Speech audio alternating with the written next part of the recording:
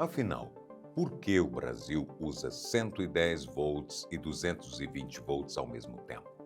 O que parece uma imensa bagunça esconde, na verdade, uma guerra histórica, decisões milionárias de antigas empresas e um segredo genial que opera todos os dias dentro da sua própria parede. Hoje você finalmente vai descobrir por que o Brasil se dividiu.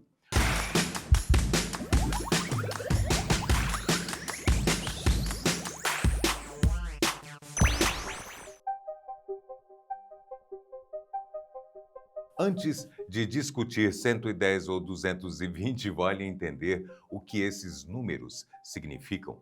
Toda tomada entrega energia através de duas coisas, tensão e corrente. Pensa numa mangueira. Tensão é a pressão com que a água sai. Corrente é o volume de água que passa por dentro do cano. Para encher um balde rápido, você pode aumentar a pressão e usar uma mangueira fina ou diminuir a pressão e usar uma mangueira grossa. O resultado é o mesmo. A energia entregue na sua casa funciona exatamente assim. Uma tensão alta com corrente baixa entrega exatamente a mesma energia que uma tensão baixa com corrente alta. E é nessa escolha aparentemente simples que mora a explicação do porquê o mundo se dividiu em dois. Países que escolheram pressão baixa precisam de canos grossos. Países que escolheram pressão alta puderam usar canos finos. Cada decisão dessa custa dinheiro.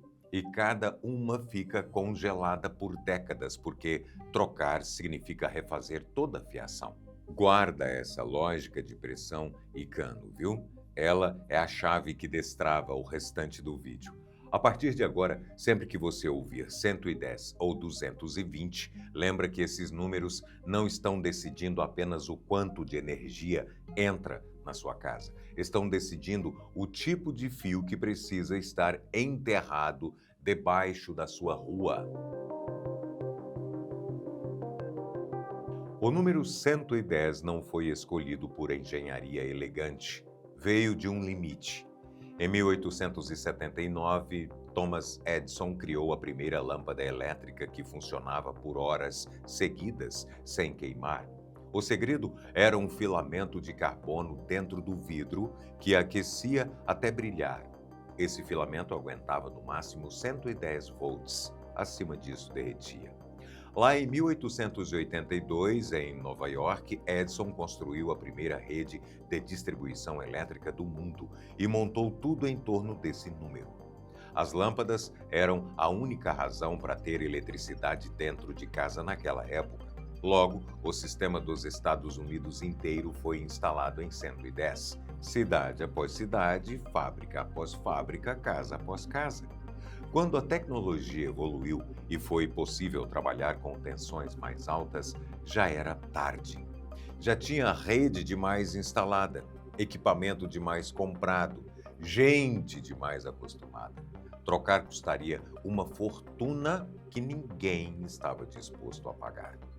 Os Estados Unidos ficaram presos no número 110, não por escolha, mas por inércia. E essa lógica vai se repetir em escala maior daqui a pouco, quando a história chegar no Brasil. Toda vez que uma tecnologia define um número antes que alguém pense melhor, esse número vira lei. Não porque é certo, mas porque é o que já está lá. A rede de Edison tinha um defeito sério. Funcionava com corrente contínua, em que a eletricidade flui sempre no mesmo sentido. O problema é que corrente contínua perde muita energia quando precisa viajar longe. A cada quilômetro de fio, parte da eletricidade vira calor e some. Resultado, Edison precisava construir uma usina a cada poucos quarteirões, inviável para um país inteiro. Foi aí que entrou o engenheiro sérvio Nikola Tesla. Tesla apostava em outro tipo de corrente, chamada corrente alternada. Nela, a eletricidade fica mudando de direção várias vezes por segundo, Sozinha, ela não resolvia muita coisa. O que ela permitia era usar um aparelho chamado transformador. Lembra da analogia da pressão e do cano? O transformador é exatamente o que faz essa conversão acontecer. Ele é uma engenhoca que pega a energia entrando de um jeito e devolve essa mesma energia com tensão diferente, mais alta ou mais baixa. Na saída da usina, ele sobe a tensão a níveis enormes para viajar centenas de quilômetros sem perder quase nada. Perto da sua casa, outro transformador desce a tensão de volta para um nível seguro. Edison resistiu por anos a essa tecnologia, mas no fim perdeu. Corrente alternada virou padrão mundial. E o transformador virou a peça invisível que torna a eletricidade moderna possível. Lembra dessa peça aqui? O transformador? Ela volta no fim do vídeo e é o segredo de uma coisa que está dentro da sua casa agora. Com o transformador em jogo, ficou possível trabalhar com tensões mais altas em segurança. Em 1904, inventores europeus criaram a lâmpada com filamento de tungstênio, um metal que aguentava muito mais calor que o carbono usado por Edison. Com esse salto, as lâmpadas finalmente podiam suportar 220 volts sem derreter. As cidades europeias estavam atrasadas no jogo da eletrificação. Quando começaram a se eletrificar para valer no início do século XX, já tinham acesso ao tungstênio e ao transformador. Não tinha motivo para usar 110, então foram direto para o 220. Mais econômico, mais eficiente e mais moderno. Resultado? O mundo se partiu em dois clubes. De um lado, países que começaram cedo demais e travaram no 110, como Estados Unidos, Canadá e Japão. Do outro, países que chegaram um pouco depois e foram direto para o 220, como quase toda a Europa, Austrália, China e Índia. A divisão do mundo em 210 e 220 não veio da técnica nem da política, veio do tempo.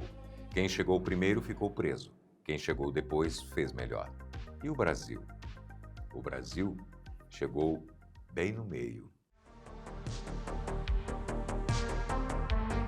No início do século XX, o Brasil começou a se eletrificar. E aqui aconteceu uma coisa que praticamente nenhum outro país do mundo viveu. O Rio de Janeiro e São Paulo foram eletrificados por um grupo de investidores canadenses. Eles fundaram a São Paulo Tramway em 1899 e depois a do Rio em 1904. Anos depois, essas empresas viraram uma coisa só, que o brasileiro apelidou carinhosamente de Light. Como os fundadores eram da América do Norte, trouxeram o padrão de lá, os 110 volts originais de Edison. Enquanto isso, o interior do país, o Sul e o Nordeste, começaram a ser assumidos por outras concessionárias e, para essas empresas, o desafio era outro. Cobrir áreas muito maiores e espalhadas exigia muito cabo. Usar 110 volts custaria uma fortuna em fiação grossa e a solução puramente financeira foi adotar o 220 volts. Naquele momento, não tinha um governo central decidindo a voltagem do país, não tinha um ministério dando regra. A fronteira invisível que hoje divide a voltagem do brasileiro não foi desenhada por uma decisão técnica, mas pela lógica financeira das empresas que chegaram primeiro em cada região. Quando o Brasil percebeu o que tinha acontecido, era tarde. Os fios já estavam enterrados, os aparelhos já estavam vendidos, as fábricas já produziam para os dois padrões. A divisão estava aberta para sempre. Mas por que algumas cidades brasileiras ficaram com 110 e outras com 220? Não foi só uma questão de quem chegou primeiro. Tem matemática por trás. Lembra da analogia da mangueira? Tensão baixa exige corrente alta e corrente alta exige fio grosso, porque fio fino esquentaria e pegaria fogo. Tensão alta exige corrente baixa, e isso permite fio fino, mais barato.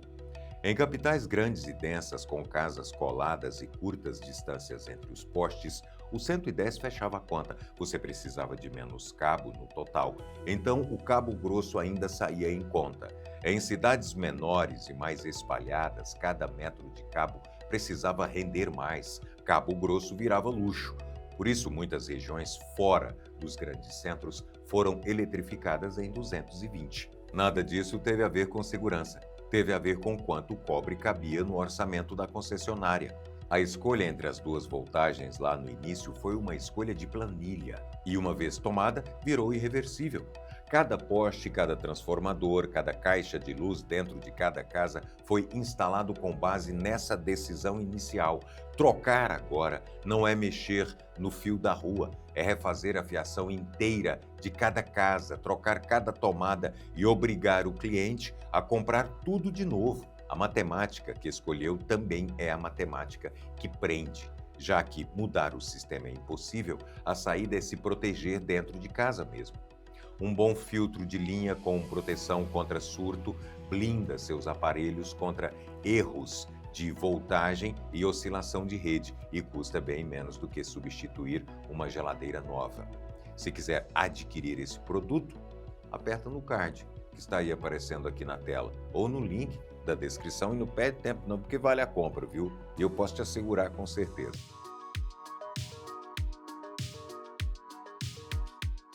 Em algumas cidades brasileiras, a confusão é tão grande que postes vizinhos entregam voltagens diferentes.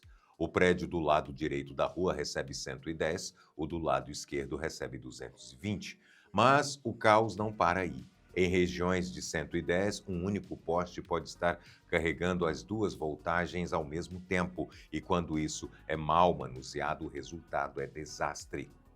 Em dezembro de 2024, no bairro da Pompeia, em São Paulo, a queda de uma árvore deixou um condomínio inteiro sem luz. Quando a Enel, concessionária responsável pela região, começou a religar tudo, cometeu um erro grosseiro. Reconectou o condomínio com a voltagem errada, ligou 220 numa rede de 127.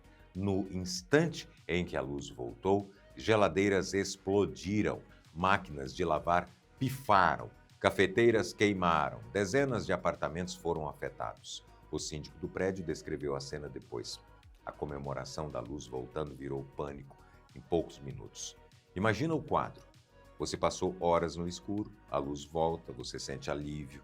Aí houve um estalo na cozinha. Vai conferir, a sua geladeira está soltando fumaça. Vai para a sala e a TV não liga mais. Tudo isso porque alguém conectou o cabo errado lá no alto do poste. E aí, queimou tudo na sua casa.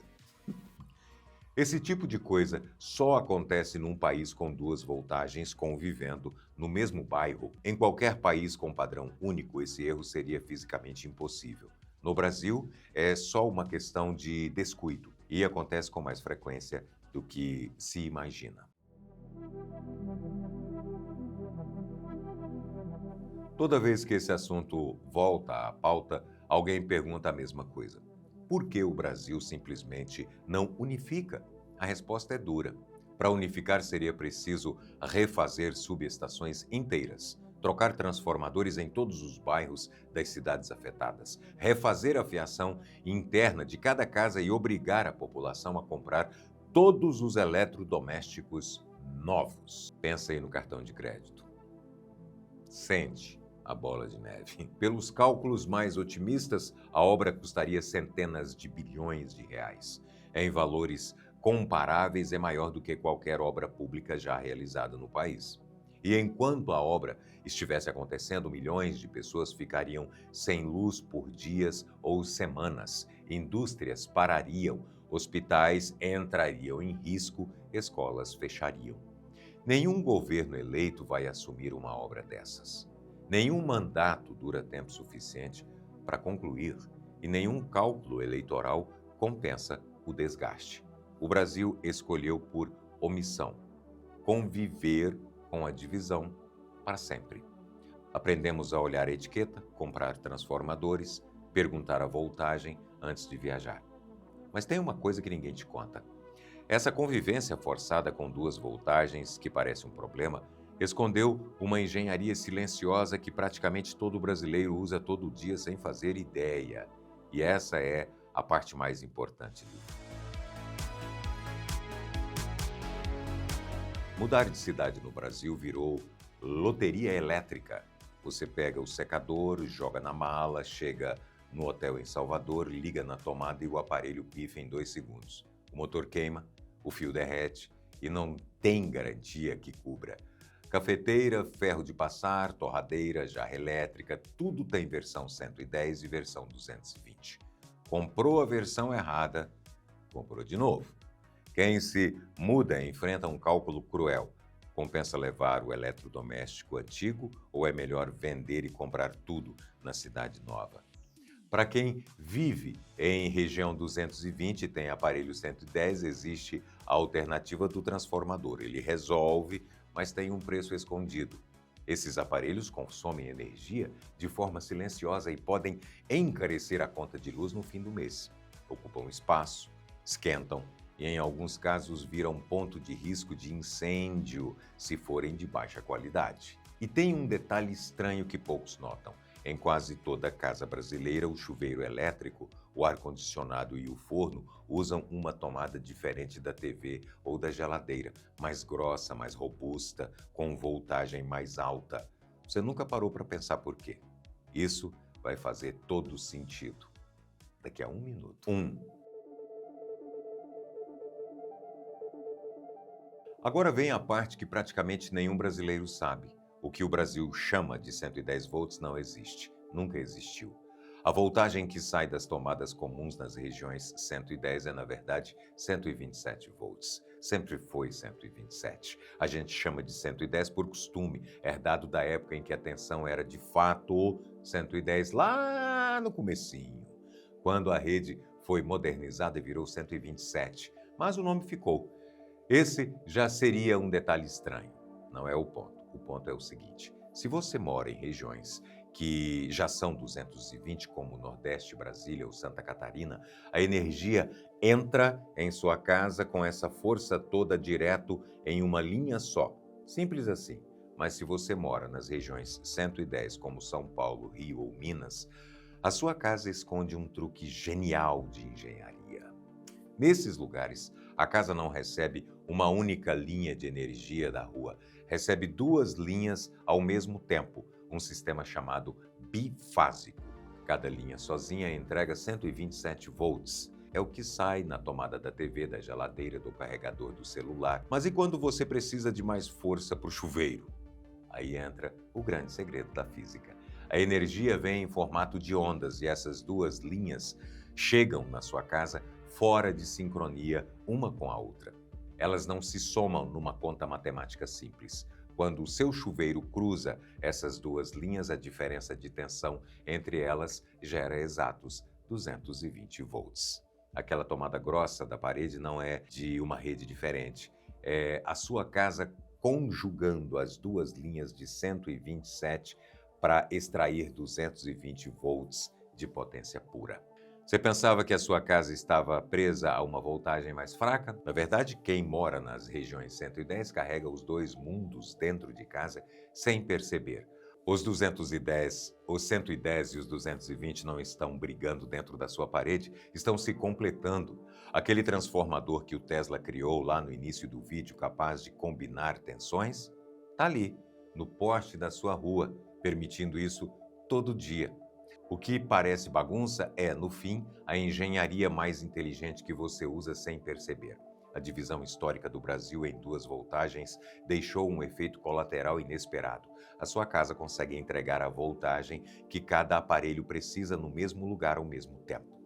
Legal, né? A bagunça elétrica do Brasil é uma daquelas heranças do século passado que ainda ditam as regras dentro da sua casa todos os dias. Mas agora você sabe o segredo genial que tem por trás dela. Se esse vídeo mudou o jeito que você olha para a tomada da sua parede, já deixa o like para nos fortalecer. E se você quiser ajudar vídeos como esse a continuarem saindo, clique em Seja Membro, aqui embaixo, ó. para conhecer o nosso clube. Muito obrigado por assistir e eu te vejo no próximo vídeo, se Deus quiser. Até lá. Falar em Deus, tem um tanto de anjinho aí na rua esperando o seu carinho, viu? Viu? Tô falando dos caramelos abandonados. Caramelo gatinho. Escolhe o seu. Vou fazer um bem danado para você. A gente se fala.